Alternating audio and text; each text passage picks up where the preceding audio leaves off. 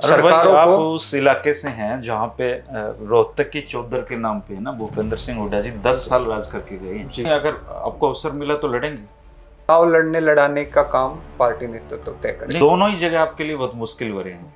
युवा किसी भी सत्ता की रीढ़ की हड्डी होती है।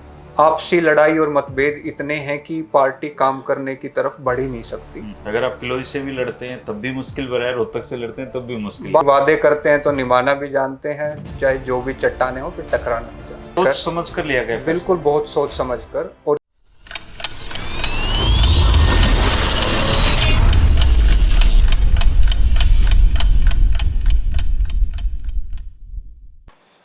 नमस्कार दोस्तों, 8 PM में आपका स्वागत है। मैं हूं आपका दोस्त धर्मेंद्र कुमारी।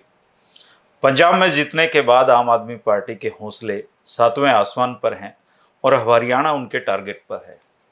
पिछले दिनों हरियाणा में बहुत सारे नेता अलग अलग पार्टियों से आम आदमी पार्टी में गए हैं, लेकिन एक नाम जो मुझे खास तौर पर एक अलग तरीके से लग रहा था कि ये ज्वाइनिंग जो है वो खास है, वो है अरुण हुड्डा की। भाई अरुण हुड्डा आसन गांव से हैं और डीयू में ये प्रेसिडेंट रहे हैं। भूपेंद्र सिंह हुड्डा और दीपेंद्र सिंह हुड्डा जी के खासम खास आदमियों में गिने जाते थे, लेकिन अब ये आम आदमी पार्टी के युवा के प्रदेश अध्यक्ष इनको नियुक्त किया गया है। क्या पॉलिटिकल परिस्थितियां रही और किस तरीके से इन्होंने आम आदमी पार्टी में जाने का फैसला किया और इनकी पॉलिटिकल जो यात्रा है उस पर आज इनसे दिल खोलकर बातें करेंगे। सबसे पहले तो अरुण भाई स्वागत है आपका। धन्यवाद भाई साहब। सबसे पहले तो अरुण भाई, हमारे जो हरिभूमि टीवी के दर्शक हैं जी, उनको अपने बारे में बताइए कि आप कहाँ से हैं, आपका पारिवारिक बैकग्राउंड कैसा है, ये राजनीति की थोड़ा सा एक इनका ताकि परिचय हो जाए आपसे। देखिए, मैं अरुण हुड्डा, गांव मेरा आसन है और मेरी शिक्षा एमडी यूनिवर्सिटी मसनात से यहाँ पे हुई। उसके बाद इंजीनियरिंग करने के बाद मैं एयरफोर्स में पायलट भर्ती हुआ था। अच्छा, आप पायलट लग गए थे? जी, मैं फाइटर पायलट के रूप में एयरफोर्स में लगा था। उसके बाद वहाँ से वॉलेंट्री विड्रॉल लेके मैंने दिल्ली यूनिवर्सिटी को ज्वाइन किया। वहाँ पर लॉ की पढ़ाई मैंने शुरू की और 2012 में प्रेसिडेंट का चुनाव वहाँ से मैंने लड़ा, दिल्ली से। जी। और वहाँ से आप सबके आशीर्वाद से जीत हासिल की जी। 2012 से 13 में। और डीयू से मैंने एलएलबी की है, एलएलएम किया है, फोरेंसिक साइंस किया है। पेशे से मैं वकील भी हूँ। खूब पढ़े हो मतलब वहाँ जी। पे। और उसके अलावा पारिवारिक सभी लोग सोशल चीज़ों में भाग लेते रहते हैं। मेरी माताजी हैं, वो कोऑपरेटिव बैंक रोहतक की चेयरपर्सन भी रही। अच्छा, नाम क्या पिता उनका? श्रीमती संतोष हुड्डा जी। जी।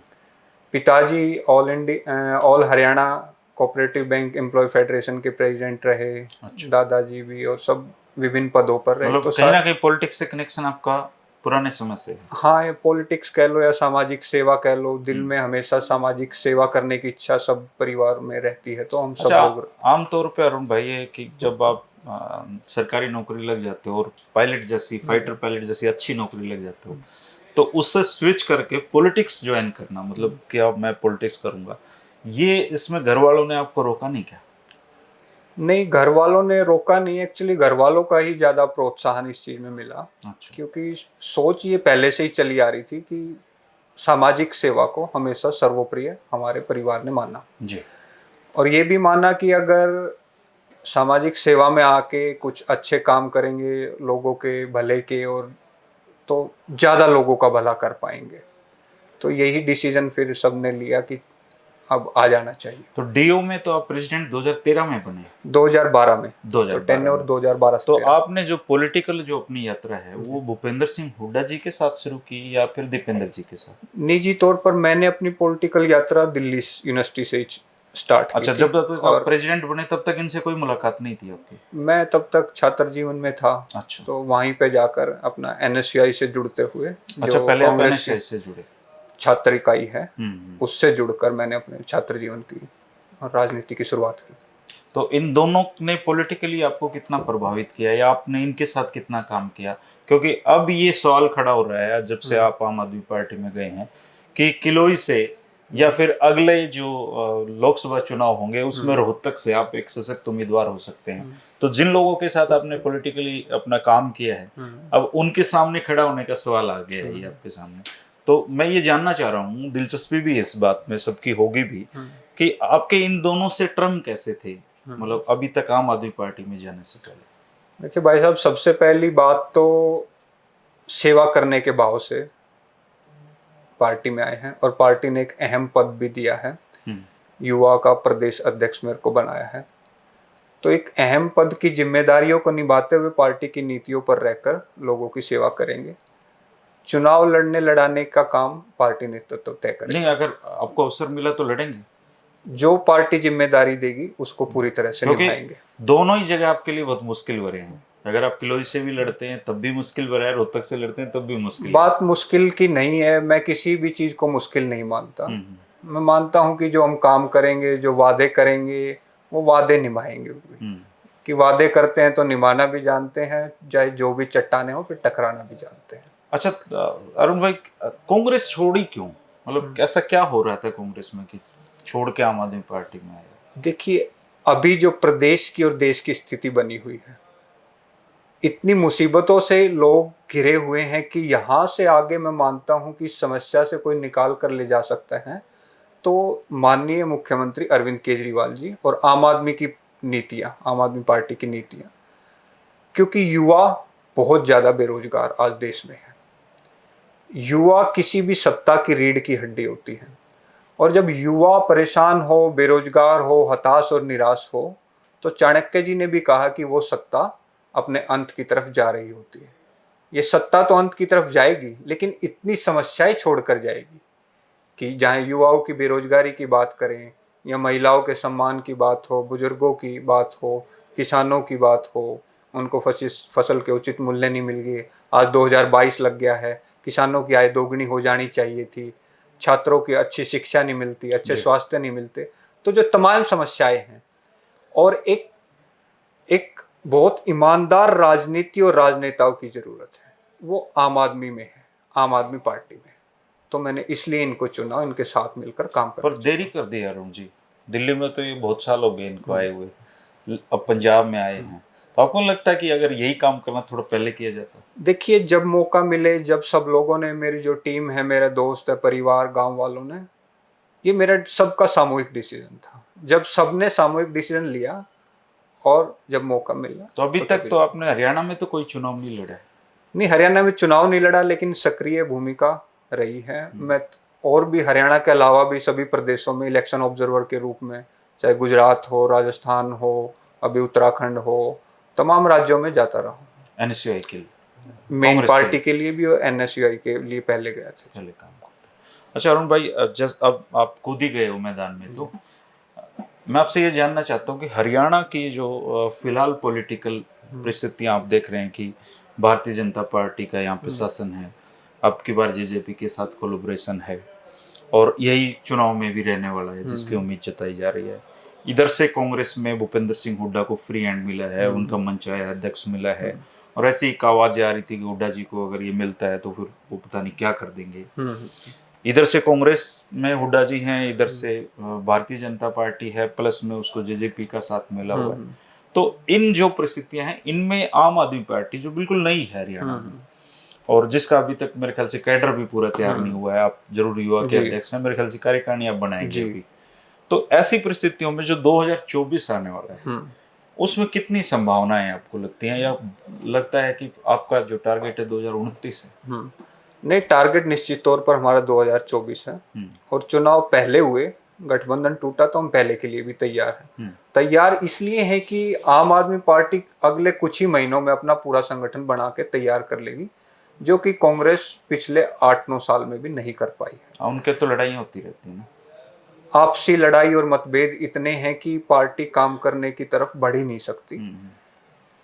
कांग्रेस हम अभी मजबूत होने की बजाय मजबूरी की तरफ मजबूर होती जा रही है, और जैसे बयानबाजियां अब आने लगी हैं, कांग्रेस के मेन प्रवक्ता सुरजेवाला जी ने जो कहा, कल उन्होंने बोला कि निजी तौर पर वो चाहते थे कि अपना बिश्नोई जी बने, और जैसे श्रुति जी के होर्डिंगों पे हुड्डा साहब की कोई फोटो नहीं थी, नेता अपनी मीटिंगें अलग अलग लेते हैं। कांग्रेस कई कांग्रेस है ना, हुड्डा कांग्रेस, सुरजेवाला कांग्रेस। देखो, उत्तराखंड में मैं ऑब्जर्वर के तौर पर काम कर रहा था, वहां भी मैंने देखा कि लोग वोट देना चाह रहे थे, बीजेपी के खिलाफ लोग जाना चाह रहे हैं। वो बन उनकी सकती थी नीतियों वहाँ पे से कांग्रेसी और सरकार। उनके सरकार के काम से लोग परेशान और के खिलाफ वोट डालना चाहते हैं, लेकिन उनको एक सही ऑप्शन नहीं मिलता। जहां पर कांग्रेस है वहां आपसी लड़ाई और खींचातान इतनी है कि वहां पर लोग फिर उनका विश्वास वहां पर जम नहीं पाता। तो आम आदमी पार्टी जो आ रही है, सबसे पहली बात कि वो ईमानदारी के साथ अपना काम करती है, भ्रष्टाचार नहीं करती है। चाहे नौकरियां हो, चाहे व्यवस्थाओं को सुधारने की बात हो, वो जल्दी जल्दी करते हैं। जैसे कि मैंने बताया, संगठन भी हम 3 से 4 महीने में खड़ा कर देंगे, हम सालों नहीं लेंगे। हमारे ऐसे योद्धा यहाँ पर पैदा हो जाएंगे। पंजाब में हमारा जीतने का यही कारण था आम आदमी पार्टी का, कि हर बूथ पे 20 से 30 मजबूर कार्यकर्ता थे हमारे, और गांव से लेकर स्टेट तक की पूरी कमेटी हमारी तैयार थी, जो किसी भी दूसरी पार्टी की नहीं है। जो पूरा, जब ये इतने योद्धा तैयार हो जाएंगे तो केजरीवाल जी की नीतियां ऊपर से लेकर नीचे तक पहुंचेंगी। और काम तो कोई खराब है ही नहीं। वो अच्छी शिक्षा की बात करते हैं, स्वास्थ्य की बात करते हैं, वो नेताओं को एक पेंशन लेने की बात करते हैं, वो विधायकों और उनको कहते हैं कि आपको भी अपना आयकर भरना चाहिए। तो उनकी सारी चीजें अच्छी हैं, जनता को अच्छी लग रही है।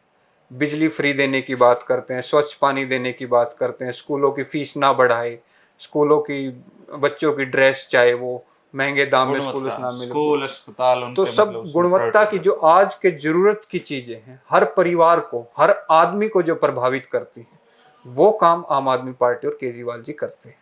तो निश्चित तौर पर 2024 में यहाँ पे सरकार बनी। टारगेट है आप लोग? बिल्कुल टारगेट नहीं है ये। मैंने अभी हरियाणा के गांव शहरों में मैं काफी जगह घूम के आया हूँ, अध्यक्ष नियुक्त होने से पहले भी। एक तरफा लोगों का बहाव चल पड़ा है, और मैं अगर कहूं कि आने वाले दिनों में कोई बड़ा नेता हरियाणा में रह नहीं जाएगा, क्योंकि अरविंद केजरीवाल जी कहते हैं मैं आम आदमी को सत्ता में भागीदार बनाऊंगा। तो वही पंजाब वाला हाल करने वो हो जाएगा, वो हो जाएगा। ये इधर से हुड्डा जी भी हार जाएं, उधर से किरण जी भी हार जाएं, ऐसा होगा? ये लोग कह रहे हैं जी। अच्छा, ये लोग कहने लगे हैं, जो धरातल पर लोग हैं। एक्चुअल में लोकतंत्र में वोट की ताकत है, जो लोग होंगे। अब तक क्या होता हुआ आ रहा है कि वोटों के ठेकेदार बन जा रहे हैं, कि ये नेता यहाँ मजबूत है, फलाना रसूखदार यहाँ मजबूत है, इस गांव की वोट फलाने आदमी के कहने से पड़ेगी। नहीं, अब ऐसा नहीं होगा। सबको अपने घर पर काम चाहिए, विकास चाहिए, सबको अच्छी शिक्षा, स्वास्थ्य, रोजगार चाहिए। कि आज गरीबी इतनी हो गई है कि 2 वक्त की रोटी गरीब आदमी खा नहीं पाता, तो उसको भी चाहिए कि उसका बच्चा कम मूल्य में अच्छे स्कूल में पढ़े। अच्छे स्कूल चाहिए। अच्छा अरुण भाई, जैसे हरियाणा कास्ट पॉलिटिक्स भारत की कड़वी सच्चाई है। कह रहे हैं कि कांग्रेस में अब हुड्डा जी को फ्री हैंड सौंपने पे जाटों के वोट ज्यादातर उधर चले जाएंगे, ओबीसी वोट बैंक बीजेपी के पास है। तो ऐसी परिस्थितियों में फिर ये जो अरविंद केजरीवाल जी की पार्टी है हरियाणा में, वो किस तरह के वोटों पे फोकस करेगी? देखिए, अरविंद केजरीवाल जी कहते हैं कि सभी इंसान बराबर हैं, जात और धर्म के नाम पर आदमियों को बांटना नहीं चाहिए। चाहे किसी भी जाति और धर्म का इंसान हो, सबको साथ लेकर आगे चलना है, और सभी जाति और धर्म के लोगों का विकास करना है। जो मैंने आपको अब से पहले बातें बताई, उसमें किसी जाति का जिक्र आता ही नहीं। उसमें अगर जिक्र आएगा तो गरीब आदमी का आ जाएगा, आम आदमी का आ जाएगा, लेकिन मतलब जाति का जिक्र नहीं करते आप लोग। कास्ट की पॉलिटिक्स नहीं करनी भी नहीं चाहिए। आज हिंदुस्तान पिछड़ जाएगा अगर हम जाति और की बात और धर्म को लेकर आगे चलेंगे। धर्म की बात धर्म के ठेकेदारों को करने दो, सरकारों आप को। उस इलाके से हैं जहाँ पे रोहतक की चौधर के नाम पे है ना, भूपेंद्र सिंह हुड्डा जी 10 साल राज करके गए हैं जी। तो कोई धर्म संकट तो नहीं खड़ा हो जाएगा आपके सामने? मैंने मैंने बताया कि अब लोगों का विश्वास काम की तरफ है, लोग काम चाह रहे हैं, रहे भी इन्हीं के साथ हो, लोग काम चाह रहे हैं।